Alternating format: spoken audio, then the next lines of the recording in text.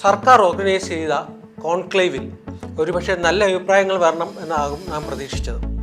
തമ്മിലടിയും ജാതിപ്പോരും വാഗ്വാദങ്ങളും നിറഞ്ഞ അവിടെ അടൂർ ഗോപാലകൃഷ്ണൻ എന്ന വിഖ്യാതനായ സിനിമാ സംവിധായകൻ്റെ അഭിപ്രായ പ്രകടനത്തോട് അടൂർ ജാതി മേൽക്കോയ്മയും ലിംഗജാടയും കാണിച്ചുവെന്നാണ് എതിർപക്ഷം ആരോപിക്കുന്നത്.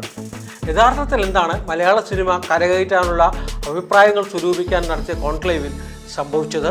അതിനുശേഷം നടക്കുന്ന വിവാദങ്ങളുടെ അർത്ഥമെന്ത്? പലരും പല അഭിപ്രായങ്ങളും എതിരഭിപ്രായങ്ങളുമായി മുന്നോട്ട് വരുന്നുണ്ട്. ഇതിൽ പലരും അടൂർ എന്ന വിഖ്യാതനായ സംവിധായകനെ അനുകൂലിച്ചും അടൂരിനെ പരക്കെ പ്രതികൂലിച്ചും അഭിപ്രായങ്ങൾ വന്നുകൊണ്ടേയിരിക്കുന്നു. പിന്നോക്ക വിഭാഗക്കാർക്ക് നൽകുന്ന സിനിമാ സബ്സിഡി സപ്പോർട്ട് 1.5 കോടി രൂപ നൽകുമ്പോൾ അവർക്ക് സിനിമ എടുക്കാൻ അറിയാമോ എന്ന് പരിശോധിക്കണം എന്ന അഭിപ്രായമാണ് സദസ്സിൽ ശ്രീ അടൂർ ഗോപാലകൃഷ്ണൻ ഉയർത്തിയത്. ഇവർക്ക് അതിനറിയില്ലെങ്കിൽ ഒരു 3 മാസത്തെ പരിശീലനം കൊടുത്ത് സിനിമ എടുക്കാനുള്ള കഴിവുകൾക്ക് പരിശീലനം നൽകിയവരെ ഉത്തമരാക്കണമെന്നും അഭിപ്രായം പറഞ്ഞു. ഈ അഭിപ്രായത്തെ എതിർക്കുന്നവർ എന്താ പെൺജാതിക്കാർക്ക് മാത്രമേ സിനിമ എടുക്കാൻ കഴിവില്ലാത്ത മാനസിക സ്ഥിതിയോ ഭൗതികമായ സ്ഥിതിയോ ഉള്ളൂ എന്ന ചോദ്യം ചോദിക്കുന്നു. അതുപോലെ തന്നെ അടൂർ മറ്റൊരു പോയിന്റ് കൂടി പറഞ്ഞു. അടൂർ പറഞ്ഞത് സ്ത്രീകൾക്ക് സിനിമ എടുക്കാനായി സർക്കാർ നൽകുന്ന സബ്സിഡി സാമ്പത്തിക സഹായവും കൊടുക്കുന്നതിന് മുമ്പ് അവർക്ക് സിനിമ എടുക്കാനുള്ള സാഹചര്യവും അറിവും ബോധവൽക്കരണവും പരിശീലനവും നൽകണമെന്നാണ്. അങ്ങനെ പറഞ്ഞാൽ സ്ത്രീ മഹത്വങ്ങളൊക്കെ പെട്ടെന്ന് പ്രതിഷേധിക്കാനൊരുങ്ങും. കാരണം വളരെ സിമ്പിളാണ്. സ്ത്രീകൾ എന്താ പുരുഷന്മാരെക്കാൾ പിന്നിലാണോ? പുരുഷന്മാർ സിനിമ എടുക്കുമ്പോൾ പരിശീലനത്തിൻ്റെ ആവശ്യമില്ലേ? പിന്നോക്കക്കാരുടെയും സ്ത്രീകളെയും സംബന്ധിച്ച അടൂർ പറഞ്ഞ അഭിപ്രായങ്ങൾക്ക് എതിരഭിപ്രായങ്ങൾ പറയാനുള്ള സ്വാതന്ത്ര്യം ഏതായാലും ഈ 2 വിഭാഗക്കാർക്കുമുണ്ട്. അതുകൊണ്ട് തന്നെ സിനിമ എന്ന കാര്യം മാറ്റിവെച്ച് കൂടുതൽ ജാതിവെറിയുടെയും ലിംഗജാടയുടെയും വിഷയങ്ങൾ ഇവിടെ ചർച്ചയ്ക്ക് വരുന്നു. അത് കഴിഞ്ഞിട്ട് മതി സിനിമ എന്നാണ് കുറച്ചുപേരുടെ അഭിപ്രായം. പക്ഷേ ഒരു കാര്യം പറഞ്ഞോട്ടെ, അടൂരിന് അങ്ങനെ പറയാമോ? അടൂരിനെ പോലുള്ള വിശ്വവിഖ്യാതനായ അന്താരാഷ്ട്ര വേദികളിൽ പുരസ്കൃതനായിട്ടുള്ള ഒരു വ്യക്തി പറയുമ്പോൾ സൂക്ഷിച്ചും കണ്ടും വേണ്ടേ? എന്ത് പറഞ്ഞാലും ഒരു പൊളിറ്റിക്കൽ കറക്റ്റ്നെസ് പാലിക്കേണ്ടത് അടൂരിൻ്റെ സാമാന്യ ബുദ്ധിക്ക് യോജിക്കേണ്ടതല്ലേ? ഈ അഭിപ്രായങ്ങൾ വരുമ്പോൾ 2 കാര്യങ്ങൾ ഏതായാലും ഉണ്ട്. സർക്കാരിൻ്റെ പൈസ ചെലവഴിക്കുമ്പോൾ അത് അർത്ഥവത്തായി വരുന്നോ, നല്ല സിനിമകൾ വരുന്നോ എന്നത് പരിശോധിക്കേണ്ടത് അത്യന്താപേക്ഷിതമായ കാര്യമാണെന്ന് അടൂർ പറഞ്ഞു വയ്ക്കുന്നു. പക്ഷെ അതിന് കൊടുത്ത ഭാഷയും രീതിയും വളരെ പ്രതിഷേധങ്ങൾക്ക് കാരണമായിട്ടുണ്ട്. പുഷ്പവതി എന്ന പാട്ടുകാരി പെൺകുട്ടി എണീറ്റിൽ നിന്ന് 2 അഭിപ്രായങ്ങളെയും ഒരുമിച്ച് പ്രതിഷേധിക്കുകയുണ്ടായി. പിന്നോക്കക്കാർക്ക് സിനിമ എടുക്കാൻ എന്താ കഴിയുന്നില്ലേ? സ്ത്രീകൾ എന്താ സിനിമ എടുത്താൽ അത് സിനിമയാകില്ലേ? സ്ത്രീകളെടുത്ത സിനിമകൾ എത്ര എണ്ണം അടൂർ കണ്ടിട്ടുണ്ട്? ഈ എടുത്ത സിനിമകളെക്കുറിച്ച് എന്താണ് അടൂരിൻ്റെ അഭിപ്രായം? മന്ത്രി സജി ചെറിയാൻ ഇതിനെ ഒരുപക്ഷെ മയപ്പെടുത്താൻ വേണ്ടി ഇടപെട്ടത് അത്രയ്ക്ക് ഫലിച്ചില്ലെന്ന് തോന്നുന്നു. ചെറിയാൻ പറഞ്ഞത് വിശ്വവിഖ്യാതനായ ശ്രീ അടൂർ ഗോപാലകൃഷ്ണൻ പറഞ്ഞ വാക്കുകളെയും അഭിപ്രായത്തെയും അതിൻ്റെ മൂല്യത്തെ മാത്രം കണക്കാക്കി പരിശോധിച്ചാൽ മതിയാവും, ഇതിന് വിവാദമാക്കേണ്ട കാരണമില്ല എന്നാണ്. എന്നാലും പ്രതിഷേധം മന്ത്രിയുടെ തടവും ഭേദിച്ചുകൊണ്ട് പുറത്തു വന്നിരിക്കുന്നു. ഇപ്പോൾ ഏറ്റവും അവസാനം അടൂർ ഗോപാലകൃഷ്ണനെതിരെ ജാതി വിദ്വേഷം നടത്തിയതിന് ക്രിമിനൽ കേസെടുക്കാനായി പരാതി കൊടുത്തിരിക്കുകയാണ് പിന്നോക്ക വിഭാഗ വക്താക്കളായ ചില ചെറുപ്പക്കാർ.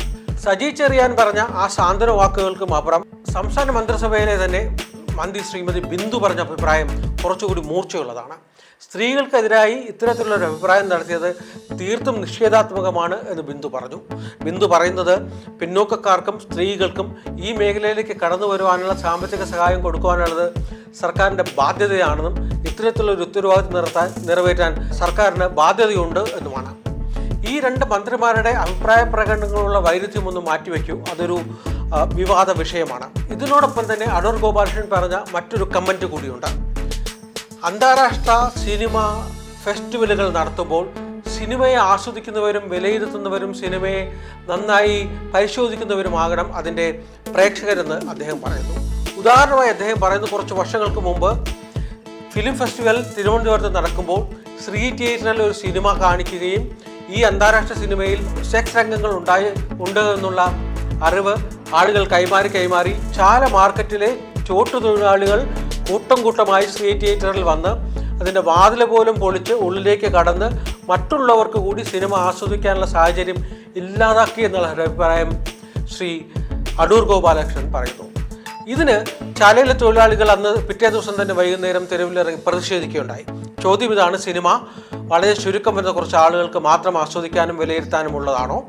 സിനിമ ഫെസ്റ്റിവൽ നടക്കുമ്പോൾ അത് ജനകീയമാകണ്ടേ? ഇക്കാലത്തിൽ അത് ജനകീയമായിട്ടുണ്ട്.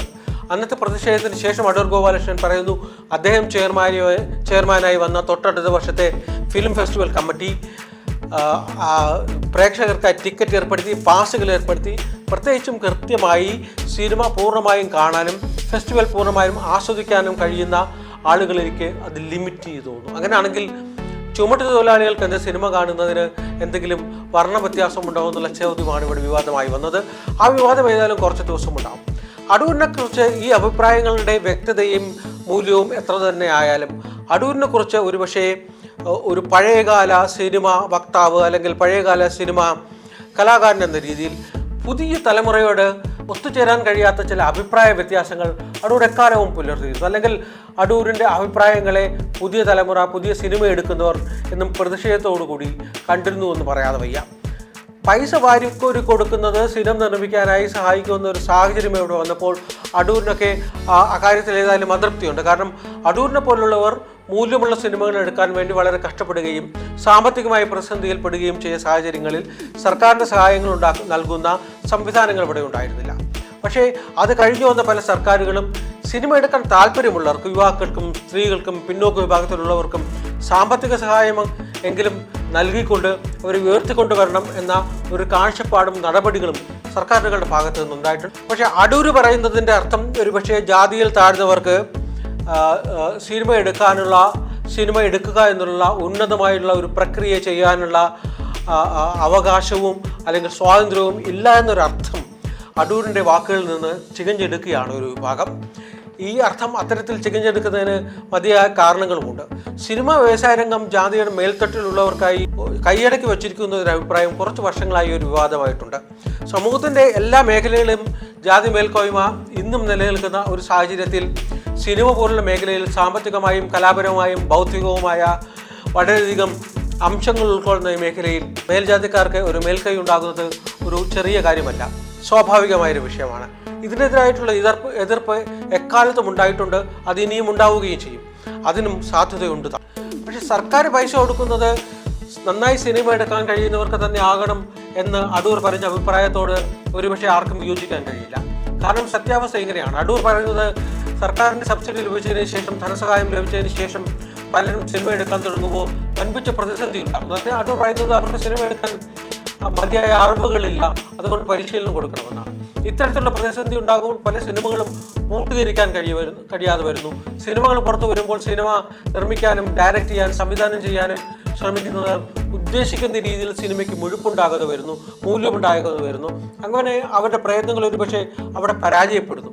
ഒരു പ്രാവശ്യം പരാജയപ്പെടുന്ന ഇത്തരത്തിലുള്ള സാമ്പത്തികമായ പരാജയങ്ങൾ പിന്നീട് ഒരിക്കലും അവർക്ക് ജീവിതത്തിൽ സിനിമ എടുക്കാനുള്ള കെൽപ്പോ അല്ലെങ്കിൽ ഊർജമോ ആത്മവിശ്വാസമോ ഉണ്ടാകാനുള്ള സാധ്യതയെ കൂടി ഇല്ലാതാക്കുന്നു. അടൂര് തന്നെ ഒരുപക്ഷെ ചുളുവിന് പണം കൈപ്പറ്റുന്നു എന്ന് കൂടി പറയാൻ ഉദ്ദേശിക്കുന്ന തരത്തിൽ വാക്കുകൾ ഇവിടെ അർത്ഥമായി വരുന്നുണ്ട്.